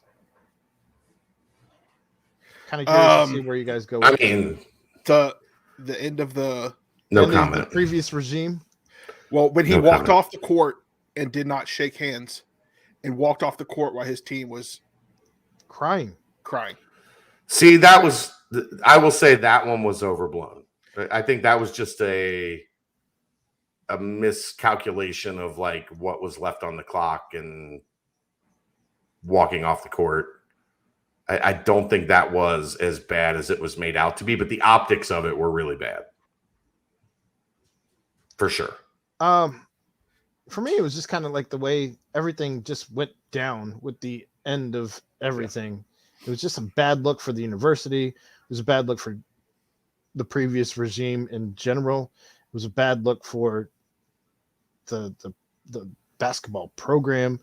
Just no one came out unscathed, aside from maybe Cunningham. I don't know. That's still TBD. I haven't Gary seen Clark with 12-4 in 29 minutes tonight against Trayvon. I was didn't play. just reading that. Apparently, Trayvon did get to come into the game, but hopefully, well, and then here's the right here. I can't. Nizdiven? I guarantee they dapped it up. Trust me. Those two are as tight. Like, Gary is Trey's big brother. Oh, those two played great together here. It was great. But yeah, I don't know that you could really hang anything else up on a bad moment. Those two Houston games are bad, bro. Yeah. Oh. Well, we've already beat them once this year, so that's good. No, we have not. Let's change the rules after the fact. That's fine. The rules were going to be changed. gonna be The rules changed. were changed before the game was supposed to happen. What is this, Ed. Ohio Relax. State? Relax. Come on, man. Get out of here. Relax. All right. So we're moving on. Best moment in, and I think that me and Chad are going to go at odds in this one, but best I moment don't of, think I'm as far off as you think I am from we'll your see. stance. I will go last. No, but you we go will see. first. I've been on this hill. I died on this hill. I have died on this hill several times. Best moment of UC football this season for me. Well, see, now I'm the superlative's a little different, I think, than Right? where we've talked about the biggest game is not the best moment. Right? Biggest game is still Notre Dame. Best moment, I think we'll actually agree upon. And it's as the confetti poured down while we were all on the field enjoying the end of an undefeated season, as the crowd was the loudest that I believe you have ever heard it. It was that place for 3 hours was an absolute madhouse. Like, it Louder was- than UCF Nip at Night, Yeah. Sauce Gardner's coming Yeah. out party, Yeah. louder than SMU earlier this season. Although I will say that Sauce Gardner moment when he got that pick six was probably the loudest I've ever heard that place, because But the that crowd was, was- Go ahead. the crowd was not that engulfed in the festivities. Ravenous. Yeah. The crowd against Houston was ravenous, and They wanted the entire nation to hear them Yeah. for those 3 hours. Yep. All right, I'm going a different direction. Go ahead. And I've been thinking about this a lot since Chad's last podcast with Dan Wetzel. That goal line stand. That defensive stand. Yeah. Like he was absolutely right in your podcast. Like we kept worrying about style points and we did not take in how big of a play that was. Like how big of a drive. Like that was 8 plays. Eight plays. Yeah. That and I was. think it was really weird, right? The day after you did that podcast, somebody tweeted that video again. And I watched it a few times and I was like, how did we just let this moment get past us? Like he said, how did we just let this moment, how did we not enjoy this moment more? That'll go down as a forgotten moment of this entire season. For I sure. think. Because I knew you guys were going to say the whole, when the confetti dropped and everything like that. So, Well, but as soon as I saw that in your questions, I went back to that podcast and I went back to that moment and I was like, no, that's mine. Of course, I'm a little biased than, somebody not in the media, because as you're standing there engulfed in all of it, Well, yeah. and getting to be a part of, as much as I was involved this season with, some of the connections that I've made with staff and players and just different things, getting to work with Chad, through from Camp Higher Ground through the end. Like I was so invested emotionally and just everything else. It was cool. It was cool. Like for me, like a big part of it was seeing how cool it was for Aaron. That's fair. Because like we joke around about the father-son thing, but like I've taken Aaron under my wing a little bit and like he wanted to get into this. I'm sure he asked a lot of people besides me. I'm kidding. But like I was like, all right, let's go. Let's see how ready you are. And at every turn, he's been like, what do you need? I'm in. You want me to do that? Good. You want me to do that? Got it. You want me to do this? Got it. And he, like, in part, I'm sure, selfishly, was like, the more I say yes to, the more cheese I get, right? Like, If you give a mouse a cookie. right. Like, okay, well, here's a little more cheese. Great Come book. on. Here's a little more cheese. Come on. And, like he got to experience some shit that if he wouldn't have taken the leap and said, hey, I'm ready to do this. And Ed, I tried to talk him out of it. I'm like, no, you're not ready to, like, you do not want to do this. This is not the world that somebody in his mid-30s wants to get into. Because, like, I've been doing this since I was 17 years old. It took a long time for this to click. And I warned him, and he was like, well, I'm stupid enough that this is what I want to do. That's accurate. I'm gonna put everything I have into it. So getting to see him experience a lot of this shit has been really cool. It is pretty Because that's like, man, like that's what we get into this for. Is to like down the road be able to talk about I was there. Mm-hmm.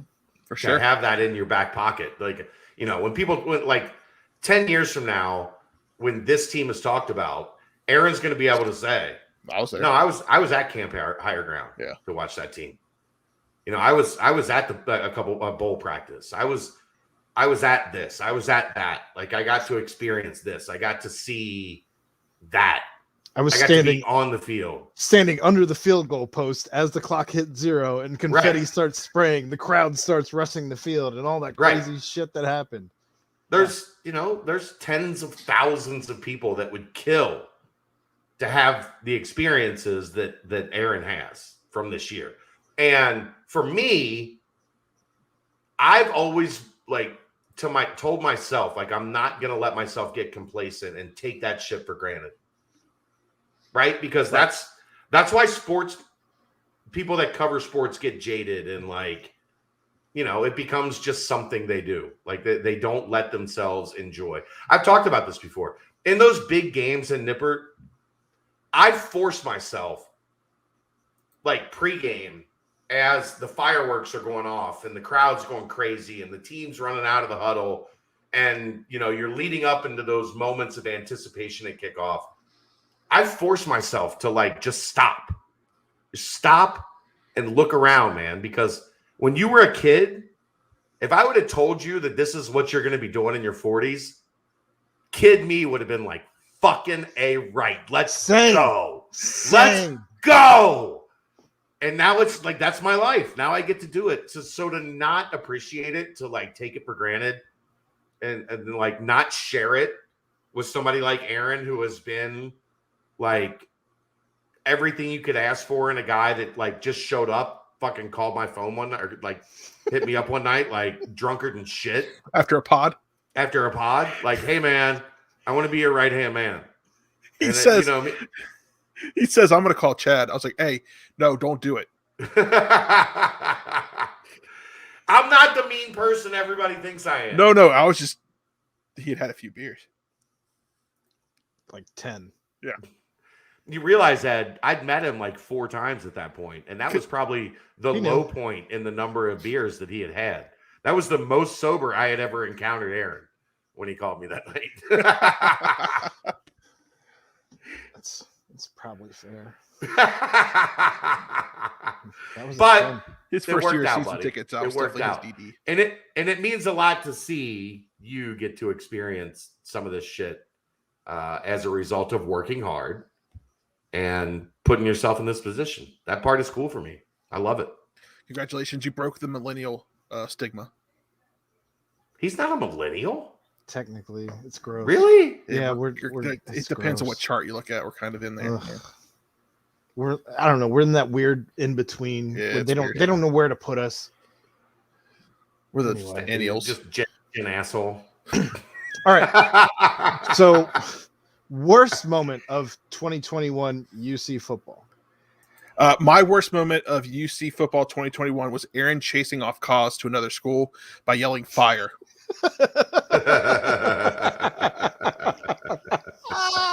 I think Kaz was like, I can't put up with this kid. I'm going to a different school. This is it. This kid he's gonna come to these practices. He's gonna yell fire, and I can't handle this. It's so true. So for anyone listening and doesn't get the story, then maybe this is the first time you've listened to us. We were at Camp Higher Ground, and it was an evening practice, and the mosquitoes were at Higher Ground horrendous. And so on the scissor lifts where they're doing the video footage, there were tiki torches that I was not aware of. And they were well positioned tiki torches, right? Like that looked like equipment was on fire. Yeah, that's what I'm saying. Like they were well positioned. Like they were well positioned not only for the people that were on the scissor lift to keep the mosquitoes away, but also well positioned to where if you didn't know what was going on, you thought there was a pretty good chance that place was on that tiki torch was on fire. Well, and correct me if I'm wrong. That was the first evening practice at Higher Ground. No, it was the first. It was the first one you were at. Okay, so had you already seen them? The night that we were there the first night was a little cooler, so there wasn't the like dire need for mosquito protection. Well, all I know is I did say something to you first before I ran over to Kaz and said there's a fire up there. But in my head, I'm just thinking we don't need a Brian Kelly incident here where people are on fire up at the top of the scissor lift. Please, dear Jesus, don't let this happen. And so I run over and I'm like, Kaz, fire. And he's like, yeah, I know. Yeah. Episode 20 of this year. Anyway. I looked it up. So for me, saying goodbye to Marcus Freeman. Pretty easy. Like, you work in this industry, you build relationships, you have your go-to guys, and Marcus Freeman was as good to me as anybody that I've worked with in the 25 or so years that I've been in this business. So I hated to see Marcus go because I knew that was like somebody that I trusted, somebody that trusted me. Like, seeing those people bounce is difficult. But it turned out pretty good for Marcus. Yes, it did. To think of where Marcus was a year ago today to where Marcus is a year ago now, is there anybody in the fucking America that had a better year than Marcus Freeman? No. From the 35-year-old defensive coordinator at upstart Cincinnati to the head coach at Notre Dame, Jerry Faust is like, shit, that's impressive, man. So I'm going a little different direction than everybody else.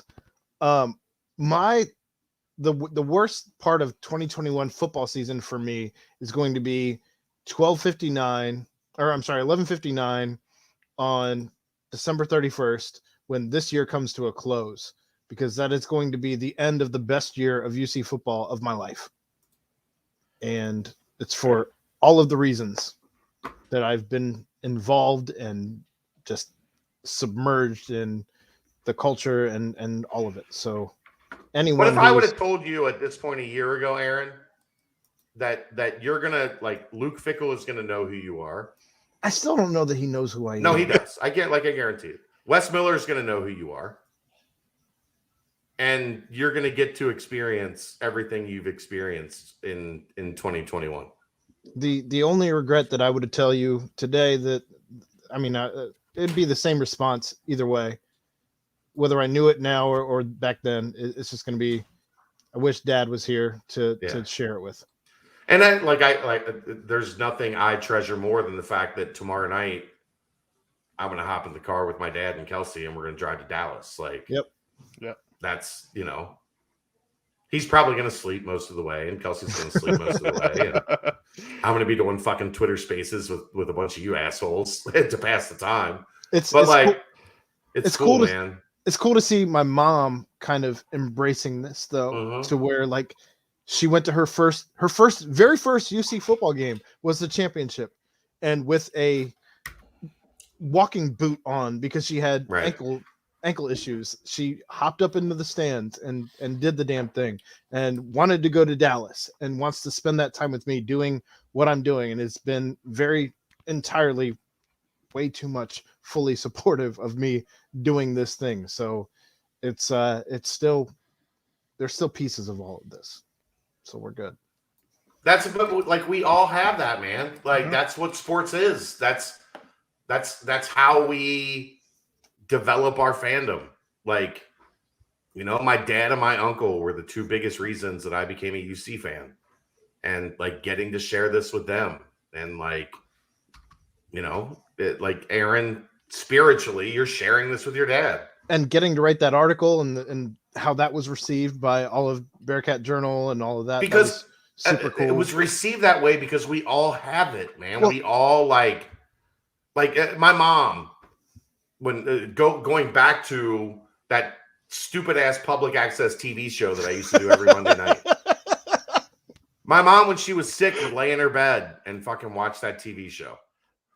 And like, I would call her when I would get done, and she would be like, "Oh, the show was so good tonight. I'm so proud of you. You're making your dreams happen." And I'm like, externally, thank you. Internally, I'm like, I'm doing an hour for free on public access TV. Nobody's paying for me for this shit. Like, well, and that was like the crazy thing about writing that article, where I told you, just peek behind the curtain. Like, I didn't set out to write an article about me and my dad. I set out to write an article. That's the best stuff, man. I set out to write an article about you. You asked me to write an article about what it's been like to experience this as a fan with credentials. And so I wrote that article, and that's what it ended up being. So it was just super wild the way that all just kind of happened organically. Shout out to Kaz for giving you credentials.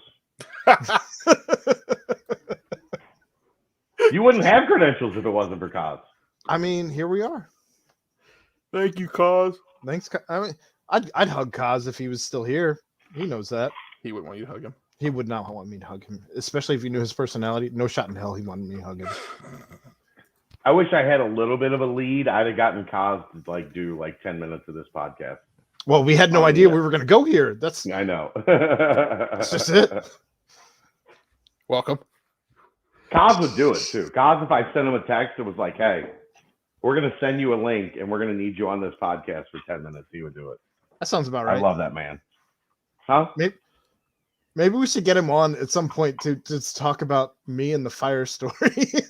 Oh, absolutely, we should. Absolutely. to hear the other side, especially Yeah. when things are maybe a little dead after football's gone. Right? So here's another. We're cool gonna thing. need some filler. Kaz would do it. Like Kaz still loves UC. I've still talked to Kaz quite a bit, and I think there's a little bit of him that like.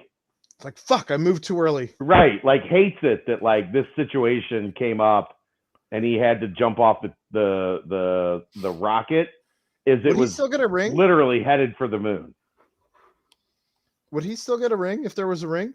I bet Fickle would give him a ring. I bet I Fickle would would think do so. it too. He was here for Like- part of it. He was here for 5 years, Yeah. Well, I mean, 4.75 years. even just part of this season. Yeah. It wasn't like he was gone before the season started. No, he worked the opening game. I literally, one of my last interactions my last interaction with Kaz face to face was fourth quarter of the Miami game. I just got the call that Kelly was on the way to the emergency room having a heart attack. And I found Kaz and I said, I can't do post game, brother. Kelly's having a heart attack. I got to go. And I gave him a hug because I knew that was his last game. At that point, he had already taken the Missouri job. I gave him a hug. I thanked him for everything that he had done for Bearcat Journal and for me over the years. And I took off sprinting to my car to get to the emergency room. Like, that's my last interaction with Kaz. We got deep on this thing tonight. Holy shit. Didn't mean to do that. And there's still a couple things I want to ask yet. Well, real quick, another cool moment that just happened here on the Twitterverse. Trey Scott retweeted that interview with Kevin Love. Mhm. Nick Van Exel replied to him, "Promise you, you will be around a long time, even when you are done playing. Bright future on and off the court." Yeah, that's Trey Scott. That's Trey Scott, man. Just the interaction between the old players and it's awesome. All right. So, best 2021 moment for the Pardon the Punctuation podcast. Ed, what you got? I didn't think about that one hard as I thought about the other ones. There were a Still lot of doing moments. Still doing it? Still doing it. I mean, we made it through the pandemic when Made there it were through the no pandemic. sports. Man. All right, you go first. For me, it was the 100th episode, and all the work that I put Fun. into the 100th episode, and getting all the guests and lining that all up. And I know there were some people that we missed that were guests previously, like the kid who face planted into the tarp. That was one that we missed. There were a handful of others that we weren't able to quite line up, but getting as many guests as we had for the 100th episode and lining that all up to where people were coming in and going out and all of was that, crazy. like, it was absolutely wild and something that I don't want to do again anytime soon. And I'm glad that it's not until 200 and we have only 52 weeks in a year before we get to 200. So I have like 2 years to prepare for 200. We're at 115. And we already have at least one guest because Mo said he'd be back. He did say so, that. As long as he's not in Tulsa. That's probably my best moment for our podcast. And second, close second, is the fact that we graduated. We aren't just Pee-wee anymore. We're now here with the BCJ network and getting a lot more eyes and ears on what it is that we do. Yes, that is up there. Man, I don't. We just had so many cool guests this year, though. Like We did. the super fans, that was fun. Mm-hmm. Stokes was fun. Finally Lenny? Finally getting Tony Pike on was fun, even though I didn't get to do the introduction I wanted to do. I didn't get to ask him about the glass barn in Reading. But yeah, I think joining Chad, the BCJ family, I think is is up there. I think it might be number one for me. It was, the whole thing's been surreal to go from something. I mean, you tweeted out just the other day. I think I've been wrong about my time span, even when I wrote about it. We're not coming up on 4 years. We're coming up on 5 years, right? Who, us? Yeah. March. Yeah. March will be 5 years for Pardon the Punctuation, which is, you tell us 5 years ago that we're here. I'm credentialed going to the fucking Cotton Bowl. And we're here with BCJ doing this. Like, that's crazy. I mean, this is something we could talk about in the first episode, but like, or the 100th episode, but like when we got those credentials, well, first of all, when Melvin Levitt called in randomly was crazy. But when we got those credentials for the TBT tournament, yeah, and we're like, this is cool. And now you're out there on the field, and you know, we've had people on that I didn't think we'd ever have on, like ever. That's been crazy. It's just been crazy. It's been a good ride. By the way, how about going from like our first episode, like a really high, like this is going to be great, to our second episode, like we started out somber because Gary Clark was leaving us. Well, we lost to Nevada. And we lost to Nevada by 22. We had a funeral episode. And just the format of those episodes was terrible. Please don't go back and listen ever. Worst moment of the podcast in 2021. Unless you had anything to add for the best moment for you, Chad, because it's a little different with you being a regular guest as opposed to doing this. Seeing you guys like get a bigger platform. Like I've told you guys this, and I hope you believe me. The reason you're here is because I love this podcast, right? Like, right. I didn't have to take a chance on you. Well, that was the craziest thing about the first conversation you and I ever had, was that you had heard our podcast before yeah, we were you think even associated. Aaron, now that you know me, do you think I don't consume at least I'm not saying I listen to every minute of every podcast in the market. Fair enough. But do you think I don't you do your homework? I make sure I know everything that's going on my beat, and make no mistake about it. This is my beat. I get it. I've been doing this for 16 years, man. I've put most of my professional life into this, and I want other people that are really good at what they do to help blow this thing the fuck up. And watching you three guys interact with each other, and the fact that you weren't scared to go try to make something happen. Ryan Castellanos, that was fun too. Super fun.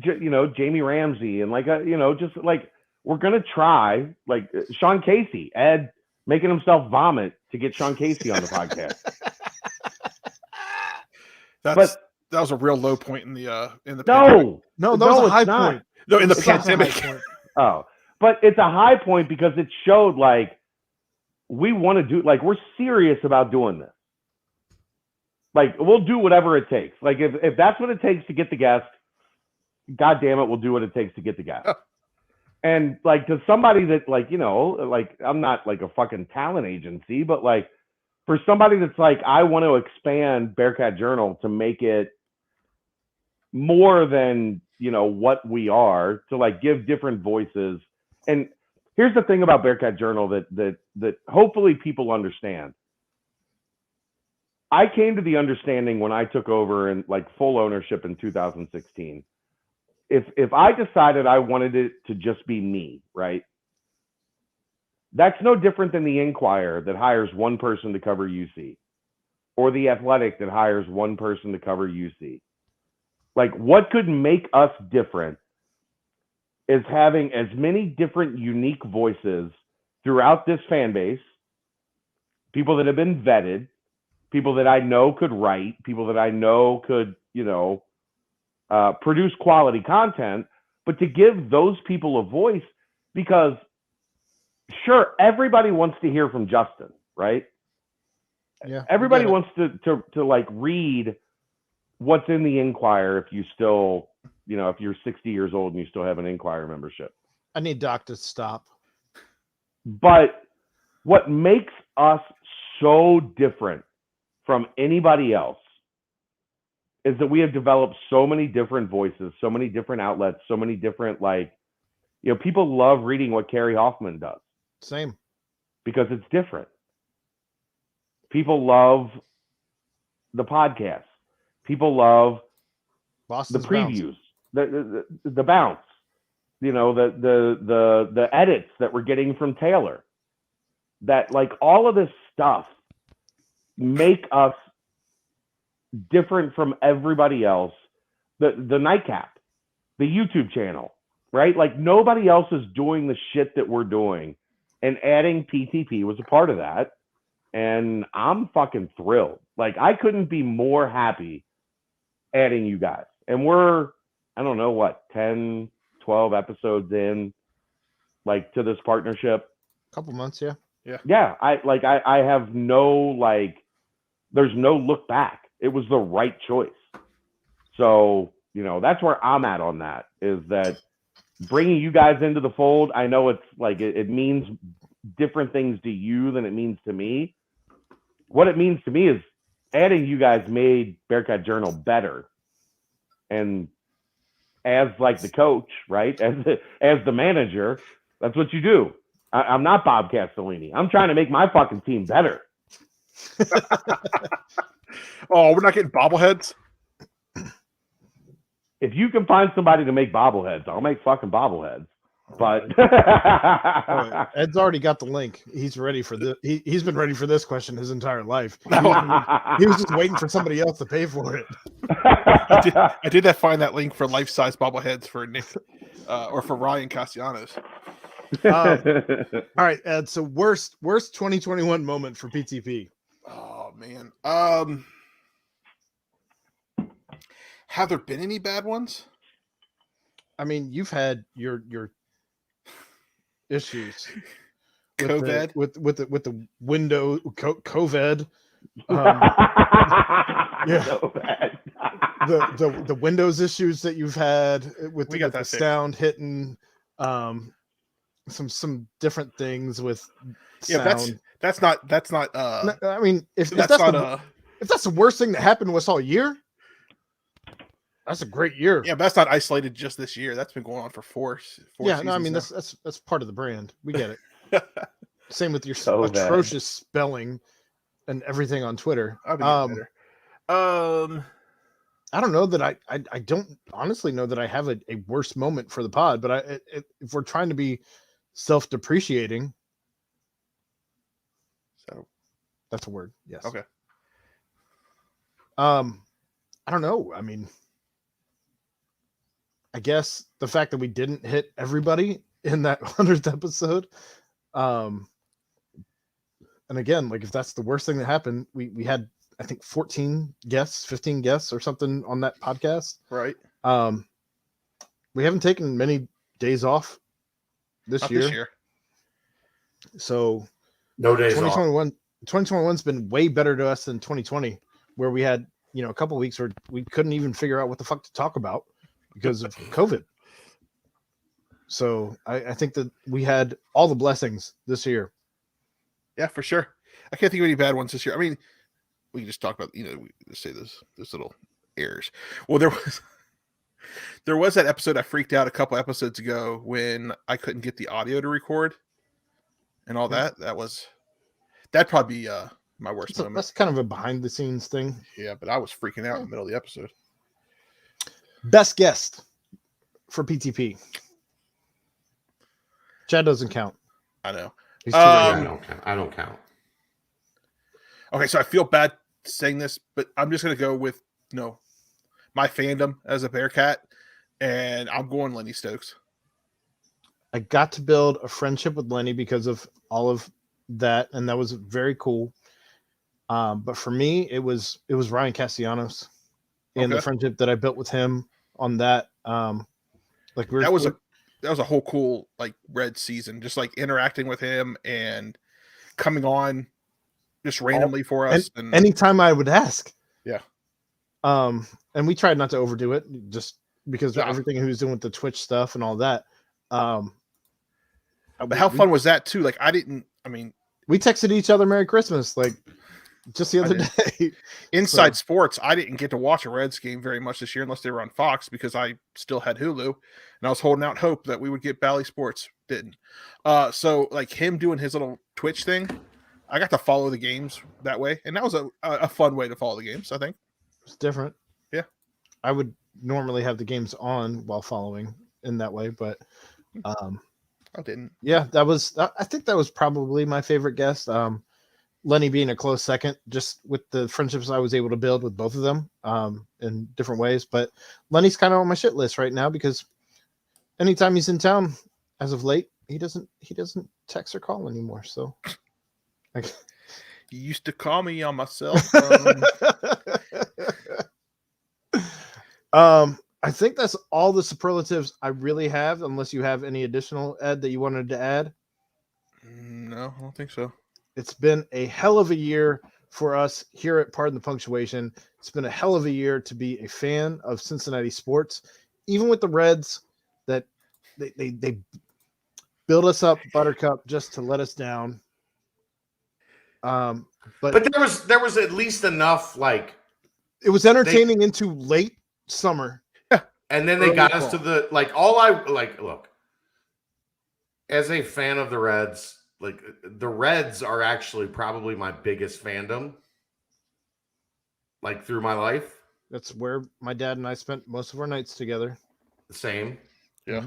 I get it. Sadly, it has gotten to the point where just get me to August. And if you get me to September, holy shit, like let's go. If you get me to September, this is a fucking great season. As opposed to, like wake me up when September ends. Right. Well, a lot of times this team, by Mother's Day, it's like, I'm going to keep watching, but it's not going to be fun. I'm not going to enjoy it. It's going to be painful.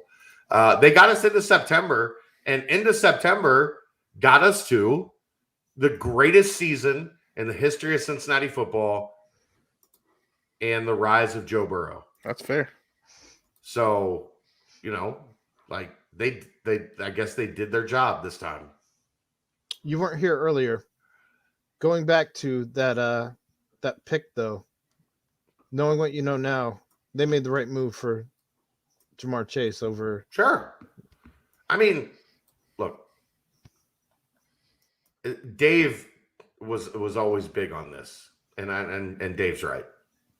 You get the weapons, right? It was coverage sacks. You get the weapons. Mm-hmm.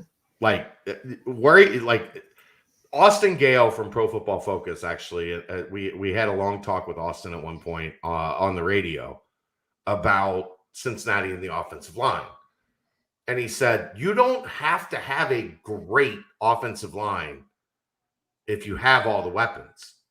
Because when you have all the weapons, then teams can't just brutalize your offensive line. They've been sufficient. And now, you know what you don't have to do the next two off seasons? Find the weapons. Correct. The weapons are here. So now you can finally and I know a lot of people still think this is the wrong way to do it, to build it outside in, but that's how it's been done.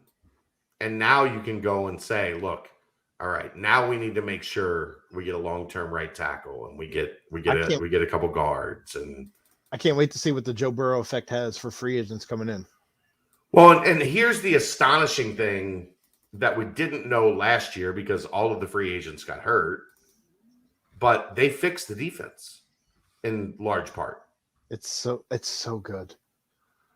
It's not. Yeah, it's it's so slightly above average, which when you have Joe Burrow, so slightly above average is all you need. Considering what they spent on the defense. Oh, they were the worst defense in the NFL for 3 years. And the pieces that they brought in, they went for all middle tier. Yeah. As opposed to upper echelon guys. Clear that whole middle tier out. Let's go. Right. But that's kind of the thing. But you also brought in the character guys, not Right. just You brought guys that fit your culture, fit who Yeah. you are. But the And one of defense the- was the unknown. who? The defense was the Defense. unknown Yeah. because we didn't get to see any of them last year, really, and we didn't know how it would all mesh. So the defense being, you don't need. It'll be nice that they develop into it, but you don't have to have a top 5 defense when you've got Joe Burrow, Jamar Chase, T. Higgins, Tyler Right. Boyd, Joe Mixon, C.J. Uzomah. Like, A defense that keeps them under 25. just get some stops. You don't have to get all the stops. Just get some stops. And if you get some stops, you're going to win a bunch of games in the NFL. Keep them between 20 and 25. Let's go. Yeah. All right, that was another episode of Pardon the Punctuation. Again, sorry that Jeff could not be here, but Miss you, Jeff. We do miss him, and I really wish that we could have had his answers on all of our I know. superlatives. We might have to revisit some of those when he gets First of the- back, because I'm not sure he's gonna just take that kindly, sitting those superlatives out. But for our regular returning guest, Chad Brendel, and for one of my very best friends of my entire life, Ed Mayhall, I am Aaron Smith. This was another episode of Pardon the Punctuation. This is our last one of 2021. After Dallas, we'll be back. Woo! And we'll see you after the Cotton Bowl. Ba-da-ba.